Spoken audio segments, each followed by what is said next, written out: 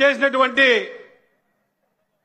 ఇరు జిల్లాల అశేష ప్రజానీకానికి పేరు పేరున నా హృదయపూర్వక నమస్సుమాంజలు తెలియజేసుకుంటున్నాను.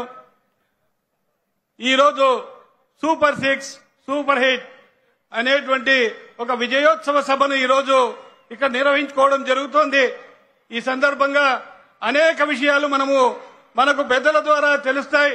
ఈరోజు కూటమి ప్రభుత్వం అధికారంలోకి వచ్చిన కేవలం 15 నెలల్లోనే ఏవైతే ఎన్నికలలో మనం హామీలు ఇచ్చామో హామీలన్నిటినీ నెరవేర్చి ప్రజలకు చెప్పనివి కూడా ఈరోజు ప్రజా శ్రేయస్సు కోసం ప్రజల కోసం అనేకమైనటువంటి సంక్షేమ పథకాలు ఈరోజు ప్రవేశపెట్టి ప్రతి ఒక్క వ్యక్తికి ఈ సంక్షేమ పథకాలు అందాలనేటువంటి దృఢ సంకల్పంతో కృషి చేసి ఈ 15 నెలల్లోనే అనేకమైనటువంటి పథకాలు ఈరోజు ప్రజల వద్దకు చేర్చి ఎన్నికల్లో ఇచ్చిన మాటను నిలబెట్టుకున్నామని చెప్పి ఈ విజయోత్సవం చేసుకోవడం జరుగుతోంది.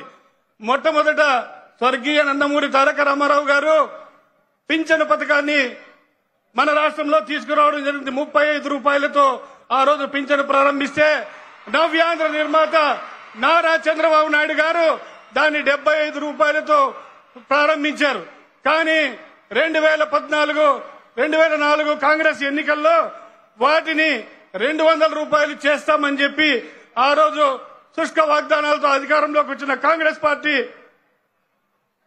ఎటువంటి హామీలు నెరవేర్చకపోగా 2014-2025 ఎన్నికల్లో 2024 ఎన్నికల్లో ఇదే కూటమి ప్రభుత్వం ఇచ్చిన హామీని నెరవేర్చి ఈరోజు 3000 రూపాయల నుంచి పెన్షన్ ఇవ్వడం 3000 నుంచి 4000 రూపాయలు దివ్యాంగులకు అందరికీ పెన్షన్ ఇవ్వడం జరుగుతోంది. అదేవిధంగా అనేక రంగాలలో ఈరోజు రాష్ట్రం అభివృద్ధి చెందుతోంది.